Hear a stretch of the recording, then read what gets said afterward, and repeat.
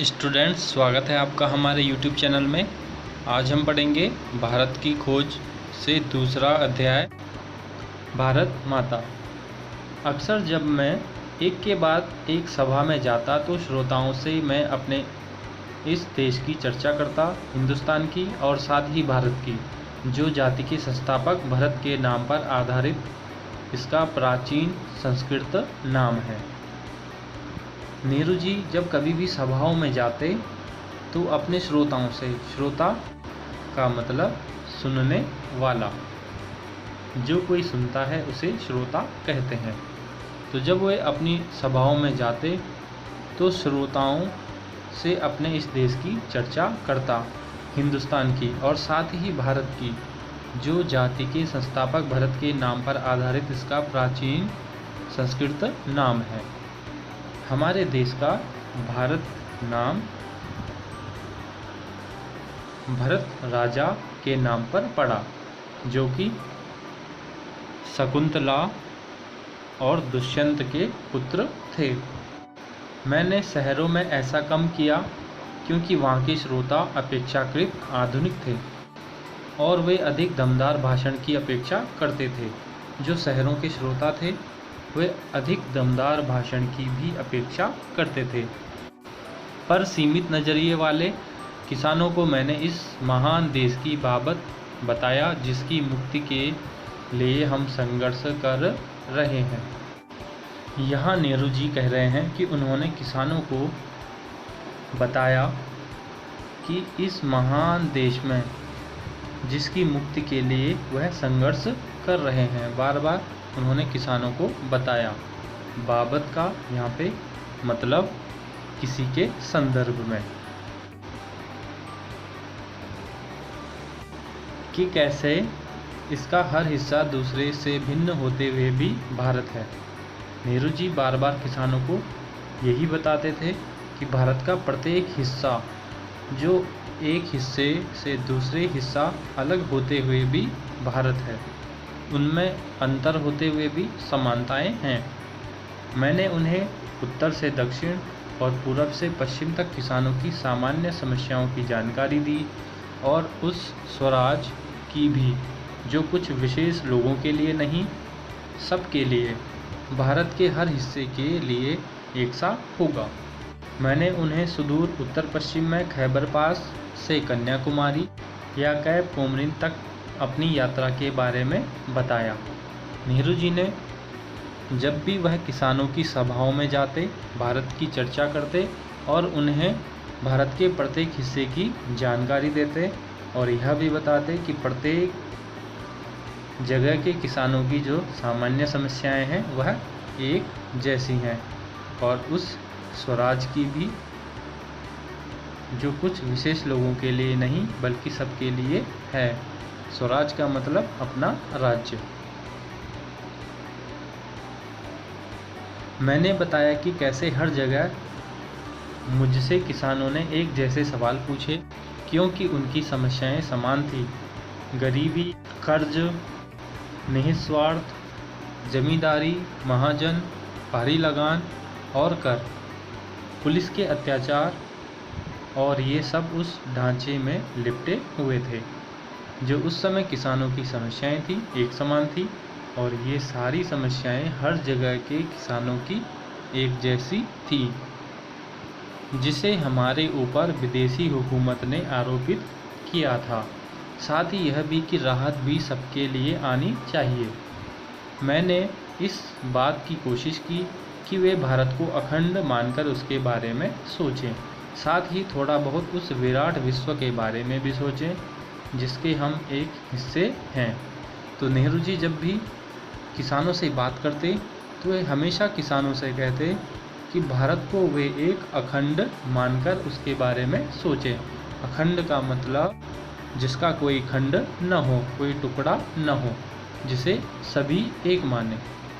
साथ ही वह विश्व के बारे में भी सोचने के लिए कहते थे, जिसका हम सभी एक हिस्सा हैं। यह काम बहुत आसान नहीं था, पर उतना मुश्किल भी नहीं था जैसा मैंने सोचा था। हमारे प्राचीन महाकाव्यों, पुरागाथाओं और दंत कथाओं की उन्हें पूरी जानकारी थी। इस साहित्य ने अपने देश की अवधारणा से उन्हें परिचित करा दिया था। इन लोगों में से हमेशा कुछ ऐसे भी होते ही थे जिन्होंने भारत के चारों कोनों में स्थित धार्मिक स्थलों की यात्रा की थी। नेहरू जी यहाँ भारत के ग्रामीण जनता के बारे में बता रहे हैं कि उन्हें प्राचीन महाकाव्यों, पुरागाथाओं और दंत कथाओं की पूरी जानकारी थी। साथ ही उन्हें साहित्य की भी जानकारी थी, जिससे उन्हें इस देश के बारे में जानकारी मिलती थी। और उनमें से बहुत सारे लोग भारत के चारों कोनों में स्थित धार्मिक स्थलों की भी यात्रा कर चुके थे। कभी कभी जैसे ही मैं किसी सभा में पहुंचता था, मेरे स्वागत में अनेक कंठों का स्वर गूंज उठता था, भारत माता की जय। मैं उनसे अचानक प्रश्न कर देता कि इस पुकार से उनका क्या आशय है। मेरा प्रश्न उन्हें मनोरंजक लगता और चकित करता।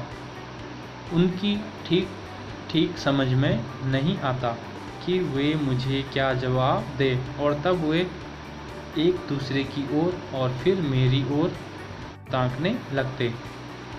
मैं बार बार सवाल करता जाता।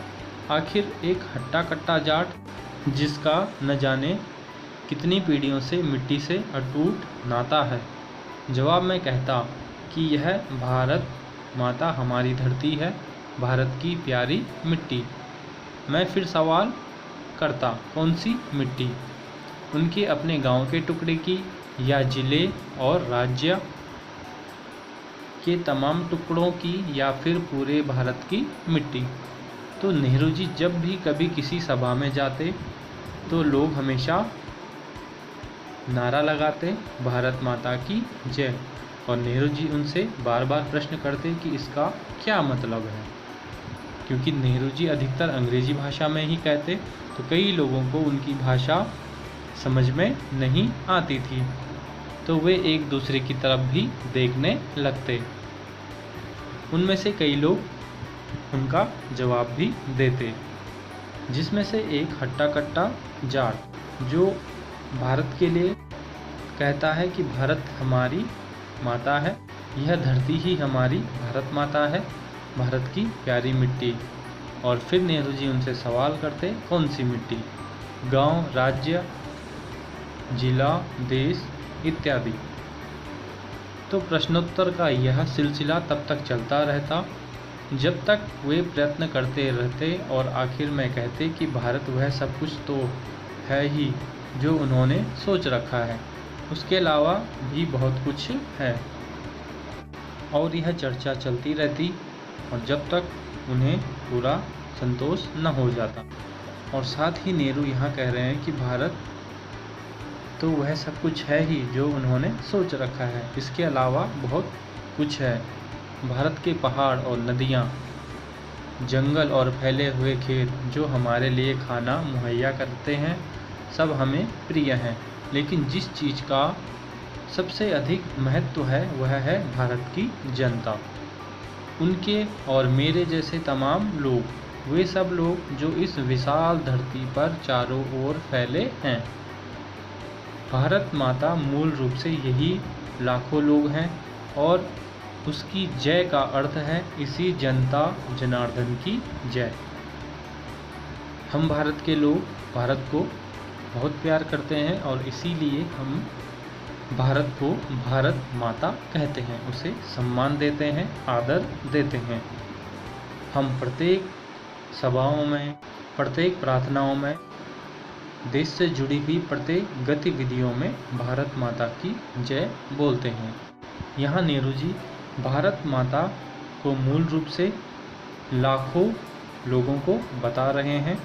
इस धरती के साथ साथ भारत माता यहाँ के लाखों लोग हैं और उनकी जो जय जयकार होती है वह इस देश की जनता जनार्दन की जय जयकार होती है।